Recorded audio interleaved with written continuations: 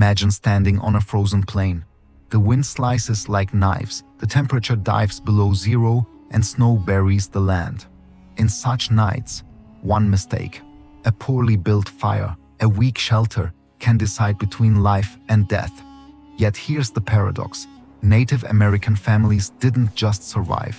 They endured in fabric tepees that look fragile to modern eyes, and they stayed warm until morning. It feels almost impossible.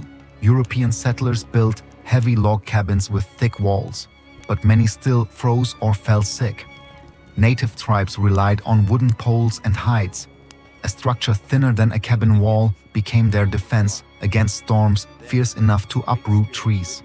How could this work? The answer wasn't brute force, it was knowledge refined through generations. Picture a storm rolling across the plains. Snow flies sideways, winds roar, and wooden cabins creak under the pressure. Outside, the storm howls like a living beast, yet inside the teepee, the fire hums gently, warming the circle of family gathered around it. The space feels alive, almost like its own climate. Children sleep without fear of frostbite. Elders breathe in fresh air instead of choking smoke. This isn't luck, it's engineering. For the unprepared, winter was pure torment. Records suggest scurvy, frostbite, and hunger killed many settlers. Imagine waking at midnight with ice on your lashes, your body drained of heat, your stomach empty of vitamins. Cabin walls groan under snow.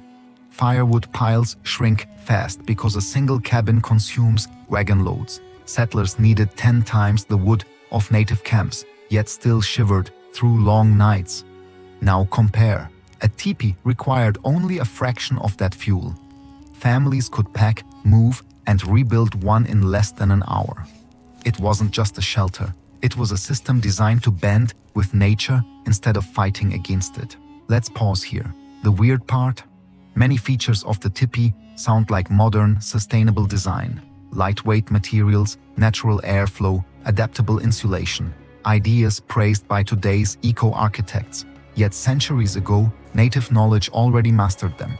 The cold wasn't the only threat. Food became the second enemy. In deep winter, fruits and greens rich in vitamins disappeared. Without them, scurvy spread. Loose teeth, bleeding gums, weakened bodies. But native diets had answers. Pemmican, packed with protein and fat. Cakes from pawpaw fruit, preserves of mayhaw, cloudberry, and persimmon. These weren't luxuries. They were survival medicine hidden in food. The smart move was simple. While others wasted away, native families stayed strong enough to fight both cold and disease. Now step closer. Imagine being a child curled in furs, safe from the freezing ground, or an elder sitting near the fire, warmed by its glow, surrounded by family who knew exactly how to protect the most fragile among them. The teepee wasn't just shelter, it was a circle of care. Every pole, every flap, every hide worked together to defend those least able to defend themselves. That's the hidden beauty. Survival wasn't only about wood and hides, it was about culture, memory, and trust in ancestral wisdom. So here's the real question. How did they turn fragile-looking tents into survival machines? How did they transform berries, hides, and fire into systems that defeated blizzards? And why, in a world overflowing with technology, do we still struggle to live as sustainably as they once did? Stay with me. In the next part, we'll step inside the science of the teepee. We'll uncover how airflow, insulation, and design created a microclimate so effective that even modern engineers would marvel. We'll see how a simple cone of poles and hides beat the cold better than thick timber walls. This is more than history. It's a lesson in resilience, design, and the brilliance of Native American knowledge. Here's the catch. A teepee wasn't just a tent, it was a microclimate, engineered long before that word even existed. Think about the shape. A cone may look simple, but in wind it behaves like a miracle. While flat walls of a cabin catch gusts and groan, the sloping teepee sheds the storm like water off a duck's back. Pressure never builds. The wind curves and passes, leaving the structure standing when heavier buildings fail. Weird part? Modern engineers use the same principle for skyscrapers and storm-resistant roofs. Step inside and look closer. The fire burns at the exact center. Smoke rises, drawn upward by natural currents. At the top, adjustable flaps act like a chimney. By shifting them with the wind, smoke is pulled out instead of sinking. It sounds basic, but this is real airflow physics. Hot air rises, cold air falls, and the tepee harnessed both forces. A family could breathe clean air while staying warm. Cabins, with their small windows, often failed at that. Now add the liner. Imagine a second skin of hide set inside the first. This gap creates a hidden insulation layer. Warm air circulates between them, while cold drafts sink and escape through bottom vents. The result? A stable, balanced climate, neither smoky nor suffocating. Some records suggest the temperature near the floor stayed tolerable even when outside plunged below freezing. That's design, not luck. But the ground posed another enemy. Frozen earth steals heat faster than any wind. The smart move was padding thick mats of willow, layers of dry grass, then hides with fur turned inward. Together, they built a mattress against the cold. Above it, people slept in circular formation around the fire, each body adding to the shared warmth. Children and elders often slept nearest the flames, protected by fur and the circle of adults. Here's the clever twist. Warmth came not just from fire, but from the way families arranged themselves. Still, warmth alone wasn't enough. The human body also needed strength to resist disease. And here's the aha moment. Native diets were packed with vitamins at a time when settlers barely understood scurvy. They gathered and stored wild fruits like pawpaw, persimmon, cloudberry, and mayhaw. Preserved as jellies, cakes, or dried pulp, these foods supplied crucial vitamin C through the dead of winter. Combined with pemmican, fat, dried meat, and berries, they created one of the most nutrient-dense survival foods ever known. Imagine chewing a slice of pemmican during a snowstorm. It wasn't gourmet. It was survival compressed into a meal that lasted months without spoiling. Records suggest pemmican could fuel journeys across hundreds of miles of frozen land. Today, we might call it an energy bar, but back then, it was a lifeline. Here's the strange part. While settlers boiled bland stews or gnawed on salted pork, native families ate dishes that doubled as medicine. Pawpaw cake, persimmon pudding, cloudberry jam, meals that warmed both body and spirit. Food wasn't just calories, it was chemistry, carefully balanced to guard against weakness when winter bit hardest. The combination is astonishing. A conical frame that bent with the wind, a fire system that ventilated itself, an insulation method that rivaled modern thermal engineering, a diet that fought disease before Europeans had names for it. Together, these insights reveal something profound. The tepee wasn't primitive, it was science disguised as tradition. Let's pause. The weird part? Many of these methods echo solutions we still seek today. Passive airflow instead of electric fans. Natural insulation instead of fiberglass. Nutrient-dense, local food instead of processed imports. Native knowledge shows us that sustainability wasn't invented, it was remembered. So next time you see a tepee in a museum or on a postcard, look beyond the triangle shape. See the hidden system within. It's a reminder that wisdom isn't measured in steel or concrete. Sometimes the most advanced engineering begins with wood, hide, and an understanding of the wind. Next, we'll break down the tools, every flap, pole, and trick that made this system possible. Here's the smart move. The genius of the tepee wasn't only in shape, but in the tools built into it. Every flap, pole, and detail turned a fragile tent into a survival machine. Start with the smoke flaps. 2 panels of hide at the top, held open or shut with poles. Simple, yet brilliant. When wind shifted, families adjusted them in seconds. The flaps acted like lungs for the tepee, pulling smoke upward and out while keeping precious heat inside. Weird part? Adjusting smoke flaps became a daily ritual, almost like tuning a modern thermostat. Next came the liner. Imagine 2 walls instead of 1. The outer skin blocked snow and wind. The inner liner, hung from the poles, created a gap of air that worked as insulation. Cold drafts fell behind the liner and escaped through bottom vents. Warmth circled above, trapped where people needed it most. This 2-layer system turned thin hides into a barrier as effective as stone. The floor was another battlefield. Frozen ground drained heat like a thief. The solution was insulation from below. Families spread thick grass, then stacked mats of willow. On top, they placed hides and furs, soft side up. Here's the clever twist. The floor wasn't just bedding, it was an engineered foundation, built layer by layer to block the earth's hunger for warmth. But there was more. Heated stones added targeted heat. Rocks warmed in the fire were wrapped in hides. They were placed near feet or beside sleeping children. These primitive heating pads worked through the night, releasing warmth slowly. Records suggest stones were rotated. Some heated in the fire while others cooled under blankets, a cycle as efficient as any modern heater. Let's not forget the poles, long straight trunks, often lodgepole pine stripped of branches. Their length and flexibility gave the tepee its frame. When tied together at the top, they formed a tripod strong enough to carry the weight of the hide covering. Adding more poles created a circle, stable against storms. What seems like raw wood was actually architecture, portable, reusable, and balanced. Food tools mattered as much as shelter. Pemmican was the survival bar of its time. Made by pounding dried meat into powder, mixing it with fat, and adding berries, it could last for years. Imagine carrying a bag of pemmican on a hunt. No cooking needed, no spoilage, just fuel ready at hand. Settlers, by contrast, often lost food to rot or mold. The pemmican bag was a tool of survival as critical as the tipi itself. Then came the sweets of survival. Pawpaw cakes, dried in the sun, mayhaw jelly, sealed in clay jars, persimmon pudding, baked on stones, cloudberry preserves, stored in hide containers. These weren't luxuries, they were storage strategies. Vitamin C locked inside sugary treats, immune systems guarded against scurvy. Here's the catch. What looked like dessert was actually medicine wrapped in flavor. Even clothing became a tool.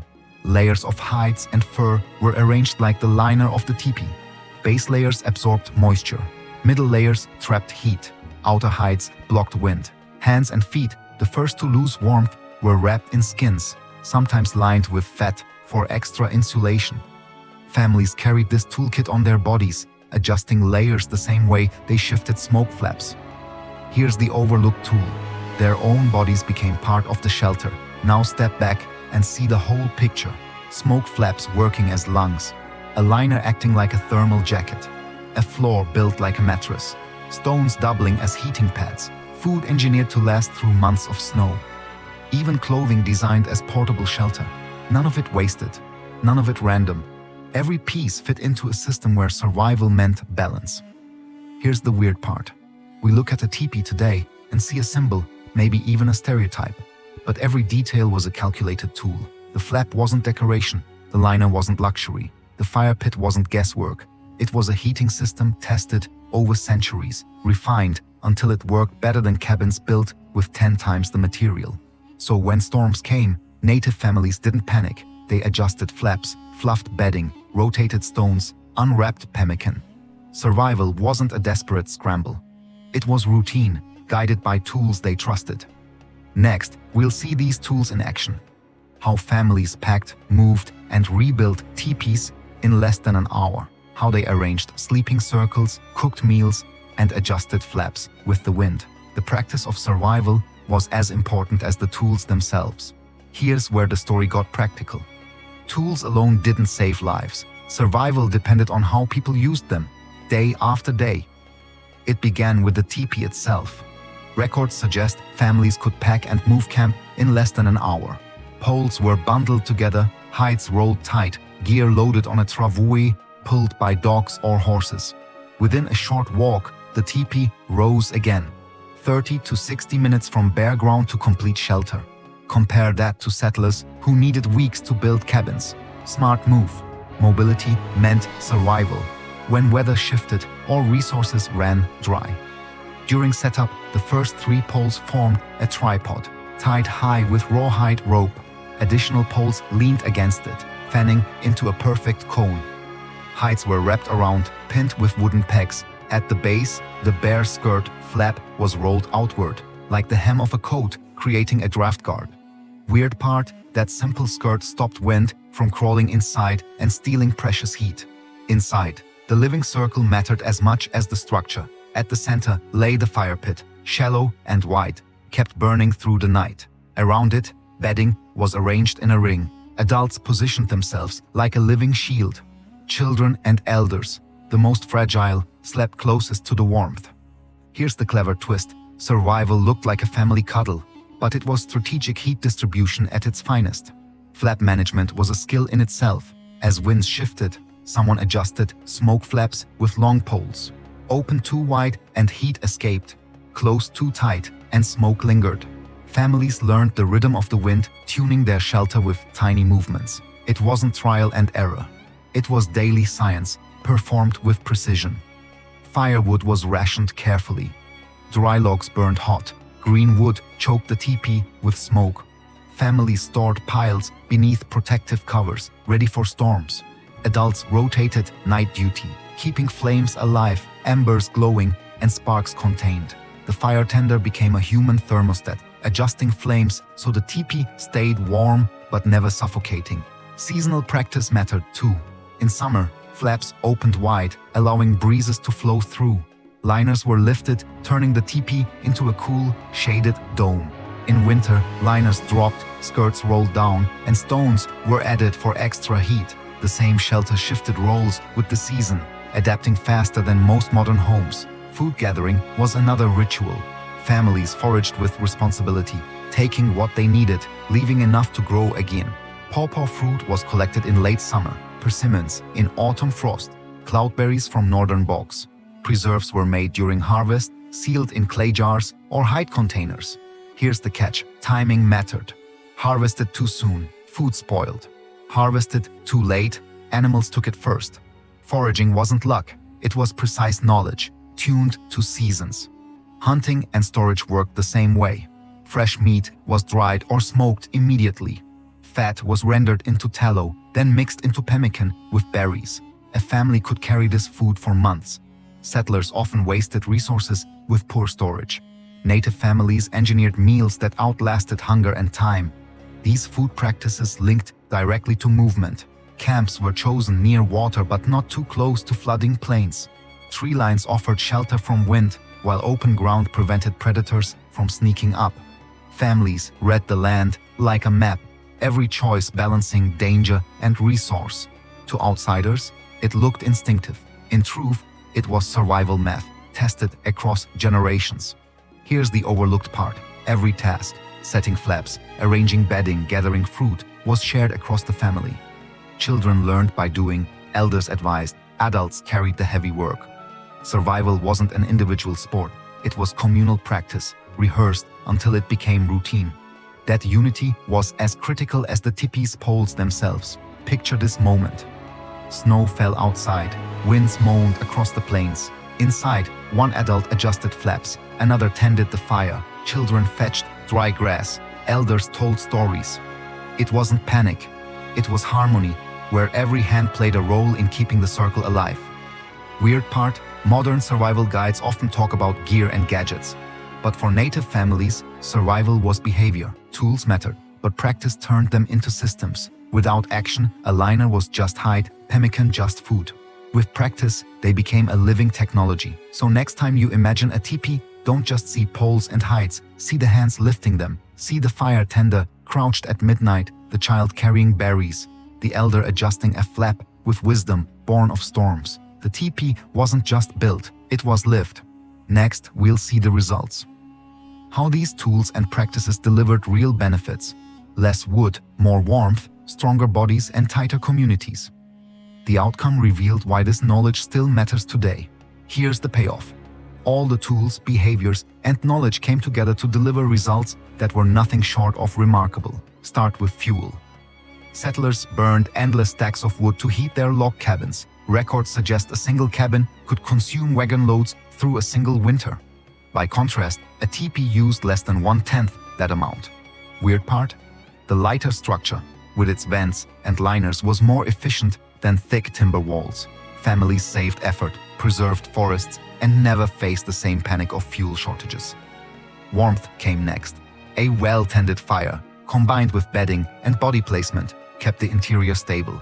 Even in blizzards, families maintained comfort that rivaled cabins. Here's the clever twist. Heat wasn't just a matter of flames. It was the system of airflow, floor insulation, and communal sleeping. The result was not just survival, but genuine comfort in conditions that should have been unbearable. Nutrition told the same story. Scurvy devastated settlers who lacked fresh produce through winter. Loose teeth, bleeding gums, and weakness spread quickly in cabin communities.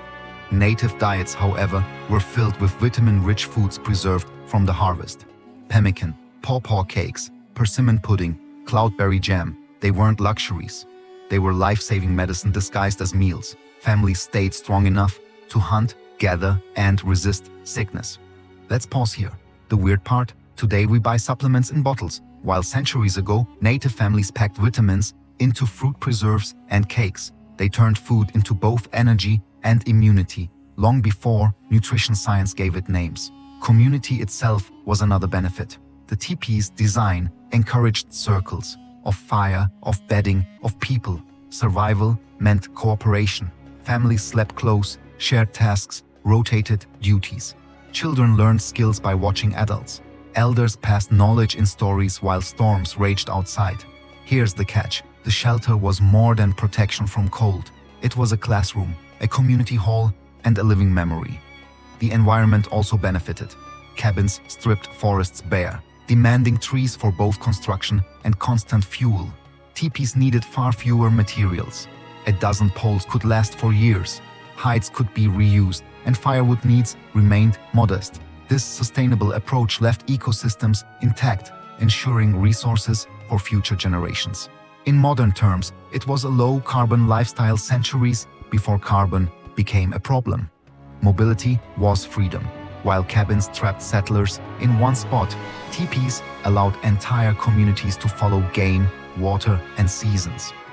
Less time was spent cutting trees, more time for hunting and gathering. Less exhaustion from hauling logs, more energy for teaching and storytelling. The smart move wasn't building bigger walls, it was building lighter ones that moved with the people. The psychological impact mattered too. Imagine being a child in a cabin, shivering, while walls creaked under snow. Now imagine being a child in a teepee, firelight flickering overhead, elders telling stories while warmth surrounded you. One environment bred fear and exhaustion. The other created security and resilience. Survival wasn't just physical, it was emotional. Here's the overlooked truth. The benefits of the teepee reached far beyond warmth and food.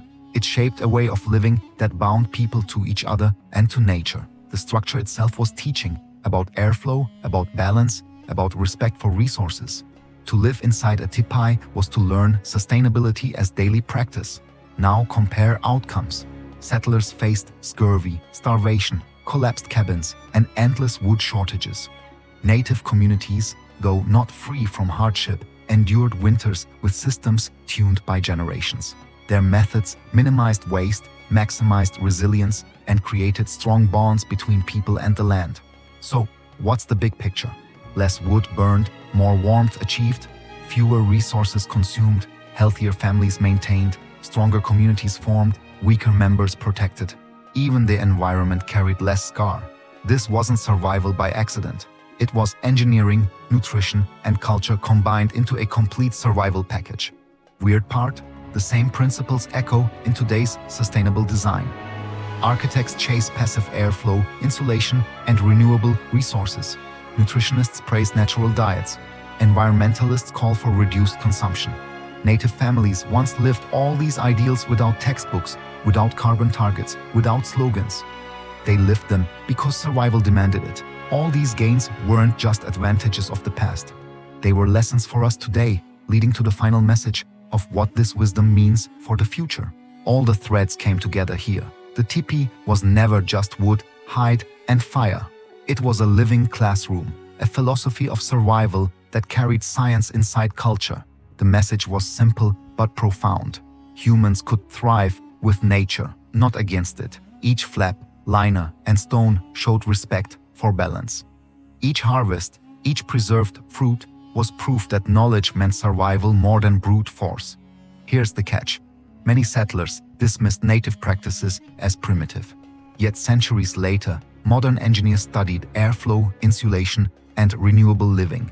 arriving at the same principles native families already lived by. The teepee became both a symbol and a blueprint, its science hidden in plain sight. To live in a teepee was to belong to a community. Children learned resilience by listening to elders. Adults carried responsibilities as daily rituals. Survival wasn't an individual achievement, it was collective wisdom, shaped by hardship shared by generations. Think about this. While cabins collapsed, teepees bent with storms. While settlers weakened from scurvy, native families strengthened with berries. While forests fell to axes, the plains still held their poles, used season after season. The smart move wasn't domination, it was cooperation. The cultural impact still resonates.